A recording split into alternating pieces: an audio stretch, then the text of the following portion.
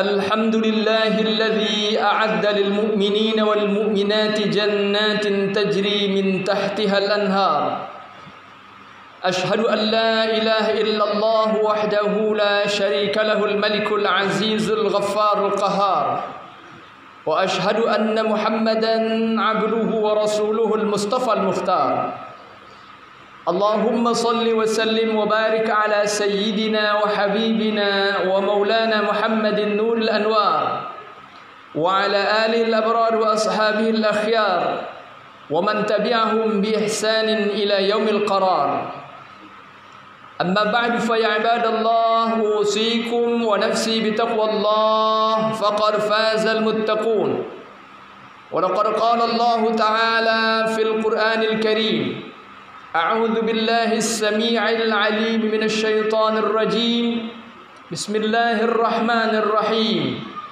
يا أيها الذين آمنوا اتقوا الله حق تقاته ولا تموتن إلا وأنتم مسلمون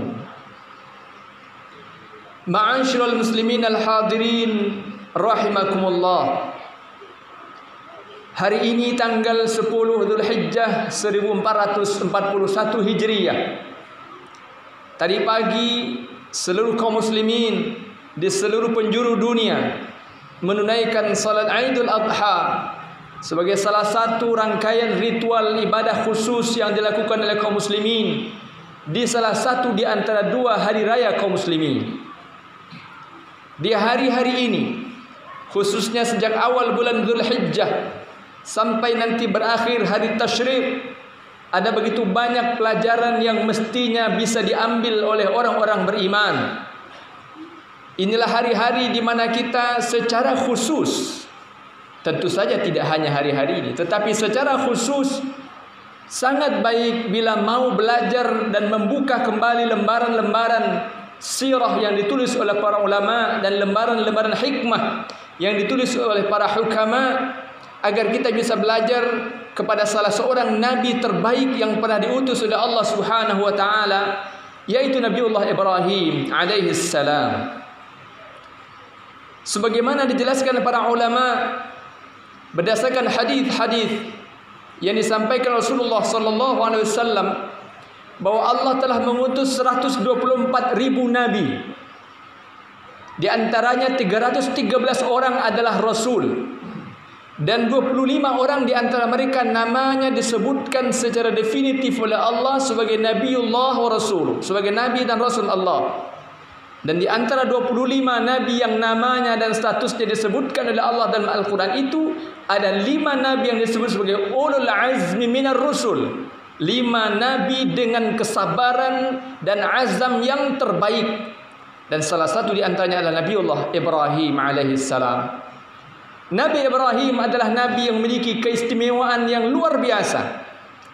Karenanya tentu kita pahami kenapa Rasulullah sallallahu alaihi wasallam kemudian mengajarkan bahwa setiap kali kita mengucapkan salawat kepada Nabi, maka langsung diikuti dengan salawat kepada Nabiullah Ibrahim. Maka kita baca Allahumma salli ala Muhammad wa ala ali Muhammad kama sallaita ala Ibrahim wa ala ali Ibrahim wa barik ala Muhammad wa ala ali Muhammad kama barakta ala Ibrahim wa ala ali Ibrahim.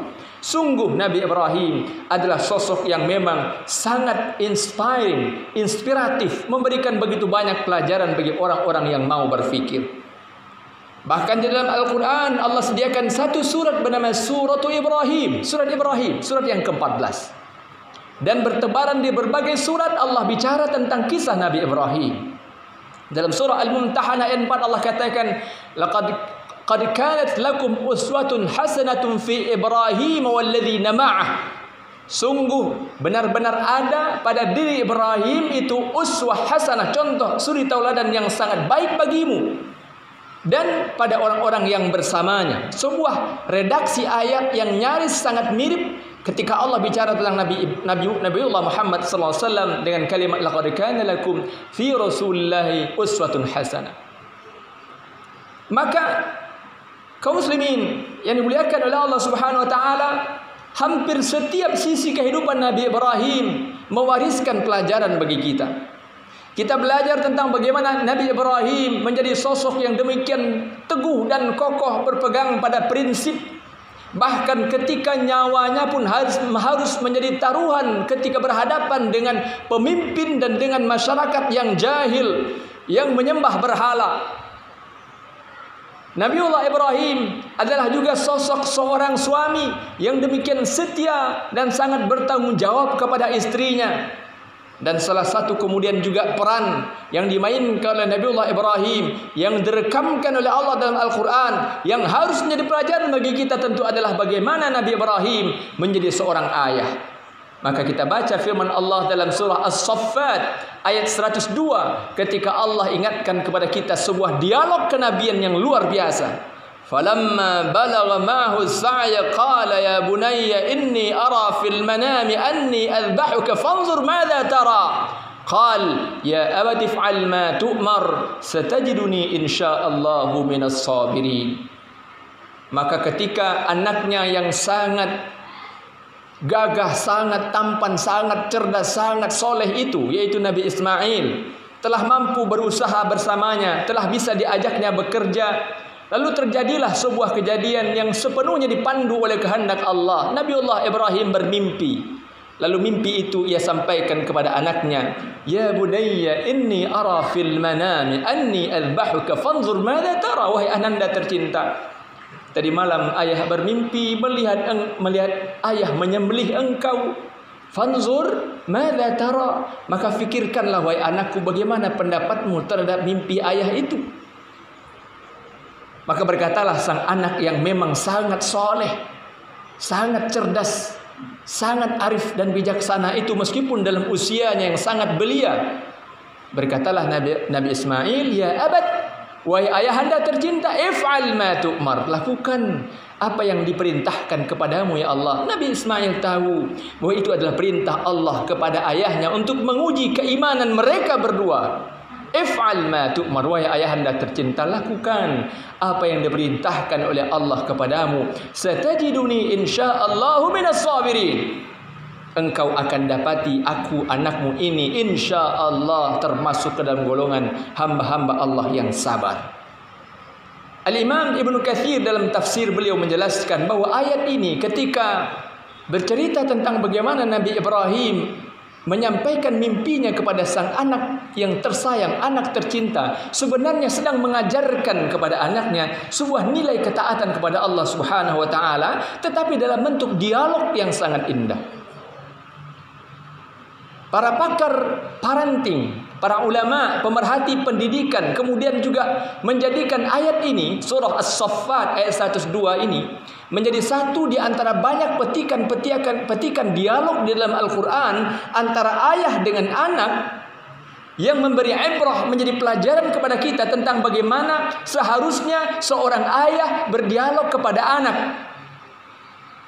Dalam frame yang lebih besar, dalam skala yang lebih besar, ayat ini mengajarkan tentang bahwa sebenarnya penanggung jawab terpenting dari pendidikan anak adalah ayah, bukan ibu.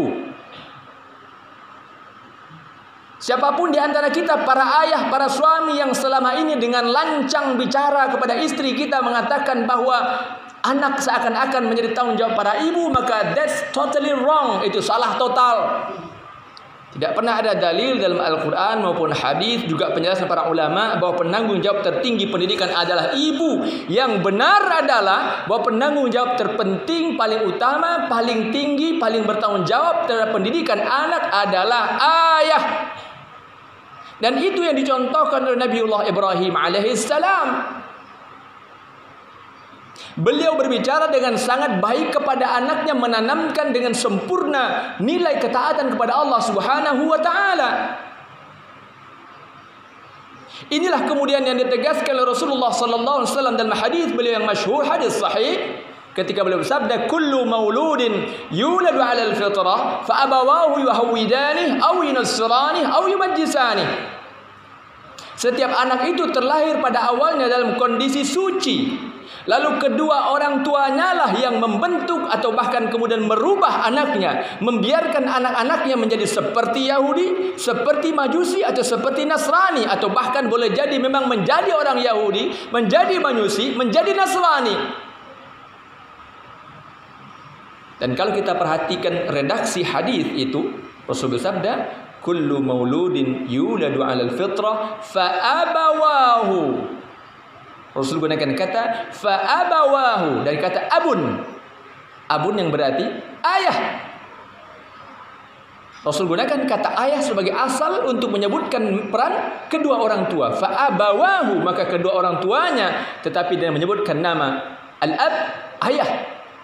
Bukan menggunakan kata fawalidahu, bukan. Tapi fa'abawahu.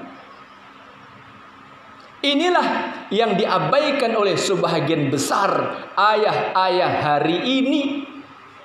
Sehingga kemudian para ulama mengatakan, menyebut negeri kita secara khusus Indonesia ini sebagai the fatherless country, negara tanpa ayah. Negara yang para ayah-ayahnya absen dari pendidikan anak. Negara yang para ayahnya hanya sibuk mencari uang, tapi tidak pernah serius dan bersungguh-sungguh mendidik anak-anaknya, sehingga anak-anaknya telah menjadi yatim sebelum betul-betul menjadi yatim.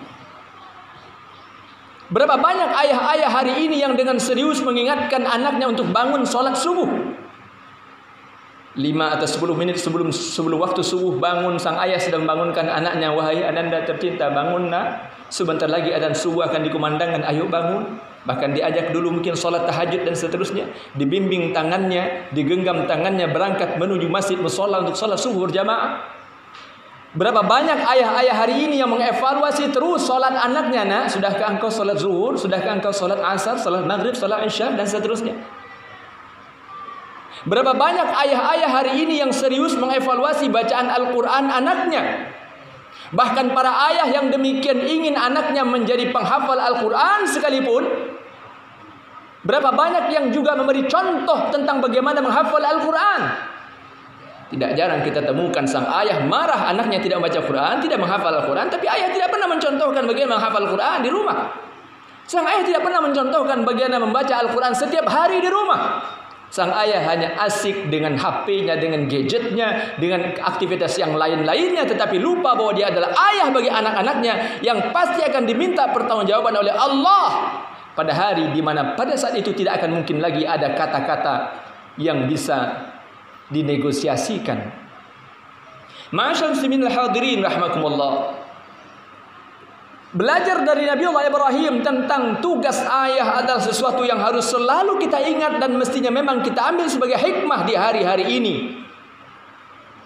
Apalagi di tengah-tengah suasana pandemi COVID-19 ini yang membuat pemerintah menetapkan kebijakan bahwa anak-anak kita belajar secara daring, dalam jaringan, secara online. Lalu mengeluhlah para orang tua, mengeluhlah para ayah, mengatakan kami kesulitan, anak-anak kami di rumah setiap hari mereka hanya melakukan ini itu dan tidak belajar. Lalu kemudian lupa bahwa sebenarnya memang penanggung jawab paling penting pendidikan adalah orang tua, bukan sekolah. Bahwa sekolah memang wajib menjalankan tugasnya sebagai lembaga pendidikan formal, yes, na'am, tentu ada aturannya, ada undang-undangnya untuk itu. Tetapi yang paling bertanggung jawab tetaplah orang tua. Tentu semua kita berharap semoga situasi musibah global ini segera berakhir. Tetapi apapun yang akan terjadi hari-hari ke depan, tetaplah kita harus menjalankan tugas dan kewajiban itu. Bahkan di satu sisi sebenarnya ada hikmah yang besar, bahwa kalau selama ini kita telah lalai mendidik anak-anak kita, karena begitu banyak waktu anak-anak kita di sekolah dan jarang bersama kita, maka di hari-hari ini mestinya kita bayar utang-utang pendidikan itu. Kita dekatkan lagi hati-hati kita dengan hati-hati anak-anak kita yang selama ini telah berjarak demikian jauh. Bila survei yang dilakukan oleh berbagai lembaga penelitian menyebutkan bahwa angka pergaulan bebas, seks bebas, free sex, free life sudah demikian memprihatinkan, perzinaan terjadi di mana-mana, bukan hanya di tingkat mahasiswa, bukan hanya siswa-siswi SMA, SMP, bahkan SD sekalipun, maka yang paling bertanggung jawab di balik semua fenomena dekadensi moral dan kehancuran akhlak itu adalah ayah. Karena itu hayya bina narji' ila buyutina. Karena itu mari kita pulang kembali ke rumah kita. Betul anak-anak kita butuh uang belanja. Betul anak-anak kita butuh uang untuk membeli ini, itu dan lain sebagainya. Tetapi jauh lebih penting dari sekadar uang adalah perhatian, tanggung jawab, komunikasi yang baik, contoh, teladan, dan seterusnya. Anak-anak kita jarang bicara dengan kita, para ayahnya. Kenapa? Karena kita bukan orang tua yang asik bagi mereka. Karena kita belum mampu menjadi ayah yang asik untuk mereka ajak bicara. Karenanya mereka lebih asik main dengan HP-nya, dengan gadgetnya, lebih asik bermain dengan teman-temannya, dan bertemu dengan orang tua hanya untuk sekadar diceramahi oleh ayah, tanpa mereka bisa curhat, menceritakan keinginan-keinginannya, menceritakan pengalaman-pengalaman, dan seterusnya. Sebelum terlambat, ma'asyiral muslimin al-hadirin rahimakumullah, kita harus segera melakukan evaluasi diri. Bukankah Allah Subhanahu wa taala yang tegaskan, ya alladzina amanu qu anfusakum wa ahlikum nara wa quduha an-nas wal hijarah 'alayha malaikatun ghiladun shidad la ya'suna Allah ma amarahum wa yaf'aluna ma yu'marun. Wahai orang-orang beriman, jaga dirimu dan keluargamu dari api neraka Allah. Barakallahu li wa lakum fil Qur'anil 'azim wa nafa'ani wa iyyakum bima fihi min al-ayati wa dhikril hakim wa taqabbalallahu minni wa minkum tilawatahu innahu huwas samiul 'alim. Aqulu qawli hadha wa astaghfirullaha al-'azim li wa lakum wa lisa'iril muslimin wal muslimat wal mu'minin wal mu'minat fastaghfiruhu innahu huwal ghafurur rahim.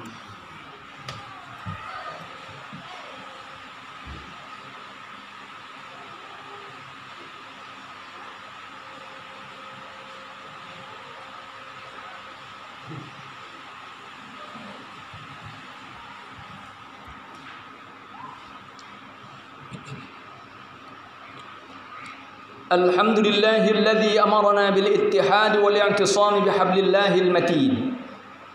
أشهد أن لا إله إلا الله وحده لا شريك له إياه نعبد وإياه نستعين وأشهد أن محمدا عبده ورسوله المبعوث رحمة للعالمين. اللهم صل وسلم وبارك على سيدنا وحبيبنا ومولانا محمد وعلى آله وصحبه أجمعين. أما بعد فيا عباد الله أوصيكم ونفسي بتقوى الله فقد فاز المتقون. ولقد قال الله تعالى في القرآن الكريم أعوذ بالله السميع العليم من الشيطان الرجيم بسم الله الرحمن الرحيم والعصر إن الإنسان لفي خسر إلا الذين آمنوا وعملوا الصالحات وتواصوا بالحق وتواصوا بالصبر. Ketika kita sangat berharap anak-anak kita mendoakan kita, ketika kita bahkan sudah tidak lagi di dunia ini, kita sudah berada di perut bumi, tidak lagi di muka bumi, maka doa anak-anak kita tidak akan pernah sampai kepada kita apabila kita tidak memenuhi persyaratannya. Dan persyaratan itu kita baca langsung dari redaksi doa yang Allah ajarkan dalam Al-Quran tentang doa sang anak yang soleh. Warhamhuma kama rabbayani saghira. Ya Allah, limpahkan rahmatmu kepada kedua orang tuaku, kama rabbayani saghira, sebagaimana keduanya mendidik aku ketika aku kecil.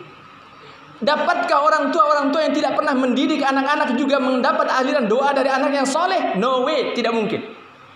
Orang tua yang tidak pernah menjalankan tugas dan kewajibannya dengan sungguh-sungguh, bukan hanya memberi uang, bukan hanya jajan, tapi mendidik akidah, mendidik ibadahnya, mendidik akhlaknya, mendidik semuanya, hanya orang tua itu yang layak mendapatkan doa dari anaknya. Warhamhuma kama rabbayani saghira. Innallaha malaikatahu yusholluna 'alan nabi. Ya ayyuhalladzina amanu shallu 'alaihi wa sallimu taslima. Allahumma salli ala Muhammad wa ala ali Muhammad kama sallaita ala Ibrahim wa ala ali Ibrahim wa barik ala Muhammad wa ala ali Muhammad kama barakta ala Ibrahim wa ala ali Ibrahim fil alamin innaka Hamidum Majid. اللهم اغفر للمسلمين والمسلمات والمؤمنين والمؤمنات الأحياء منهم والأموات إنك سميع قريب مجيب الدعوات يا قاضي الحاجات. اللهم أرنا الحق حقا وارزقنا اتباعه وأرنا الباطل باطلا وارزقنا اجتنابه. اللهم أعز الإسلام والمسلمين وأذل الشرك والمشركين ودمر أعداءك أعداء الدين واجعل دائرة السوء عليهم يا رب العالمين. اللهم ارفع عنا الغلاء والبلاء والوباء والفحشاء والمنكر والسيوف المختلفة والشدائد والمهن ما ظهر منها وما بطن من بلدنا هذا خاصة ومن بلدان المسلمين عامة إنك على كل شيء قدير. اللهم إنا نعوذ بك من زوال نعمتك وتحول عافيتك وفجاءة نقمتك وجميع سخطك. اللهم إنا نعوذ بك من البرص والجنون والجذام ومن سيء الأسقام. ربنا لا تؤاخذنا إن نسينا أو أخطأنا. ربنا ولا تحمل علينا إصرا كما حملته على الذين من قبلنا. ربنا ولا تحملنا ما لا طاقة لنا به واعف عنا واغفر لنا وارحمنا أنت مولانا فانصرنا على القوم الكافرين. ربنا هب لنا من أزواجنا وذرياتنا قرة أعين واجعلنا للمتقين إماما. ربنا تقبل منا إنك أنت السميع العليم وتب علينا إنك أنت التواب الرحيم. ربنا آتنا في الدنيا حسنة وفي الآخرة حسنة وقنا عذاب النار. وصلى الله على خير خلقه محمد وبارك وسلم. سبحان رب العزة عما يصفون وسلام على المرسلين والحمد لله رب العالمين. عباد الله إن الله يأمر بالعدل والإحسان وإيتاء ذي القربى وينهى عن الفحشاء والمنكر والبغي يعظكم لعلكم تذكرون. فاذكروا الله العظيم يذكركم وادعوه يستجب لكم ولذكر الله أكبر.